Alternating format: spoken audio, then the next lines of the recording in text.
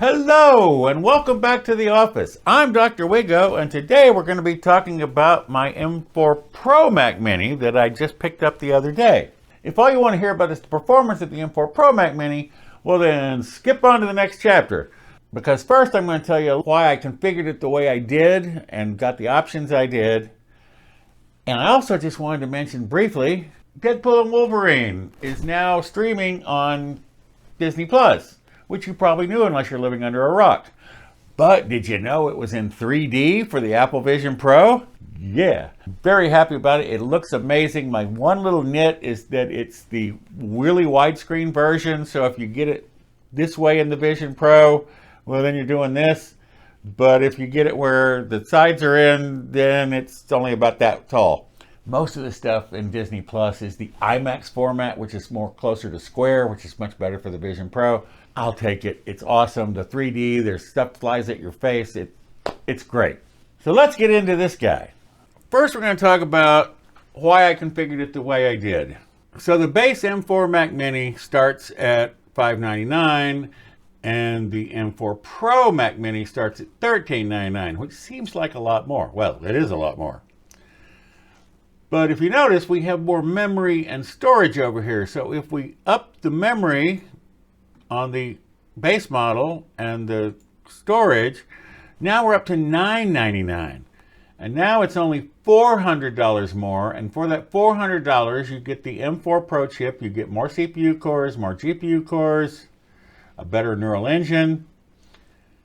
And instead of Thunderbolt 4 ports on the base model, you get Thunderbolt 5 ports. And in just a minute, we're going to see how much better that is. And it's quite a bit. So I could have stopped here, but you know me. Well, for one thing, I need the best CPU and especially the best GPU because we're doing DaVinci Resolve, so I need the most GPU cores. In fact, 20 is probably not going to be enough, but we'll see. And I also upgrade the memory because you can't upgrade the memory later. Now, I also upgraded the storage. And of course, now we're up to $21.99. And while I was at it, for just another $100, you get to $22.99 with the 10 gigabit Ethernet. But this is a more future-proof system.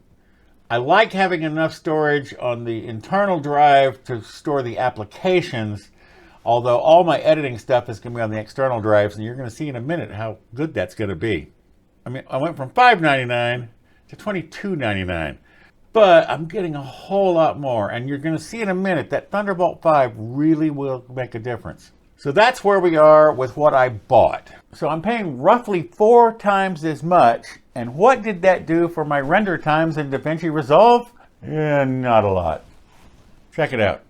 As you can see, the Mac Mini M4 rendered my test file, which was about a 20-minute 4K 30 video, in just under 10 minutes. But the M4 Pro renders that same video in 9 minutes and 11 seconds. But my big PC here from 3 years ago with the 5950X and the 3090 can render that at 6 minutes and 47 seconds. And my MacBook Pro M3 Max, which I bought last year, will render it in 6 minutes and 30 seconds, which is even faster than this guy. So let's talk about the SSD speeds. On this chart, the top of this chart is the 256 gigabyte SSD in the Mac Mini M4, and you can see it is not a very good performer with 1953 writes and 2936 reads. I stole the 512 gigabyte numbers for the Mac Mini M4, which I'd never had one, but Art is Right has a great video, which I will link down below, which runs through all the SSDs on all Macs. And he got substantially better performance. Now, it's not twice as fast. So apparently, that nonsense I was spouting in last week's video about there being more chips, yeah, I don't think that's true. They're just faster chips, and not a lot faster either.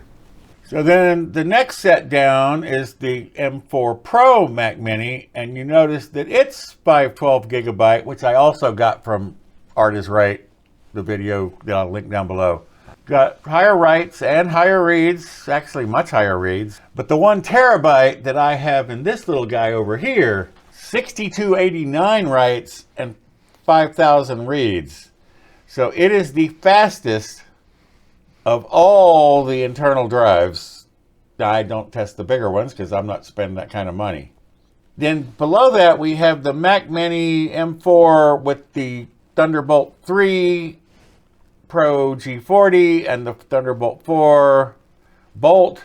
They're in the same range as the internal drives on the base model Mac Mini.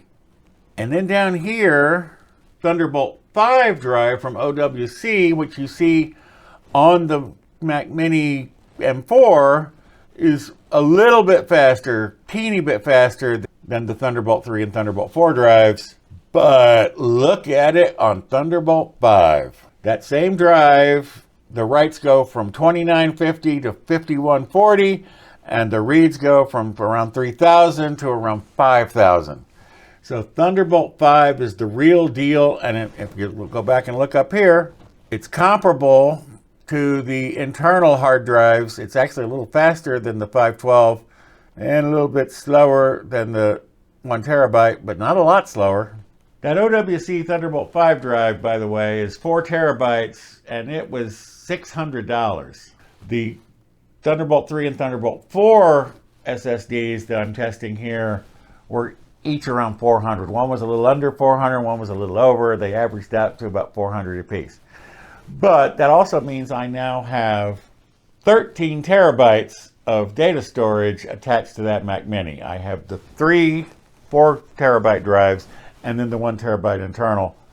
So I'm not worried about future expansion. I will use the Thunderbolt 5 drive for keeping all of my video files for the video I'm working on at the time. So that will be the fastest that it can be read off the disk.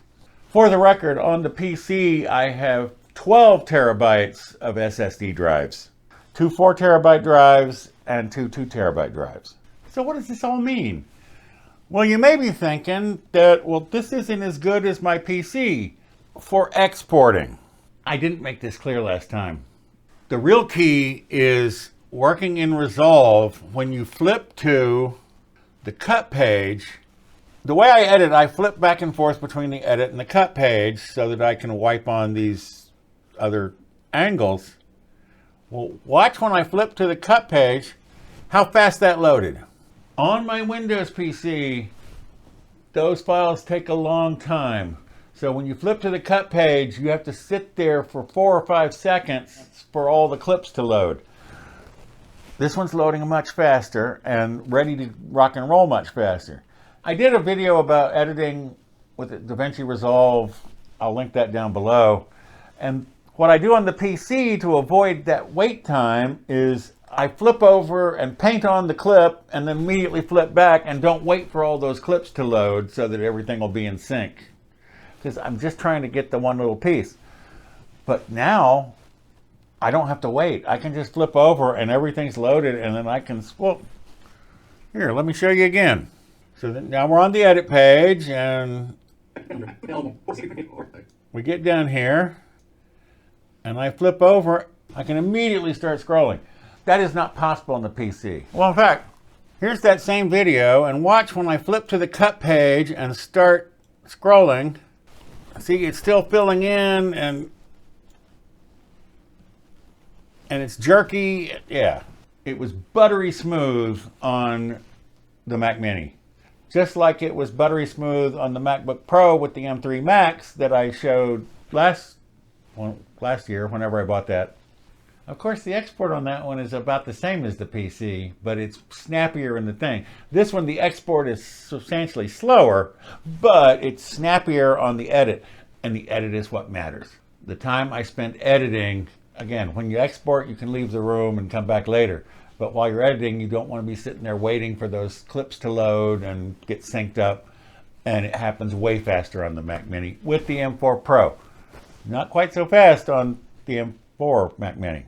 So all in all, this is a good little machine. And I think it will be a good editing machine for me until the M5 Mac Studio Ultra, whatever, comes out.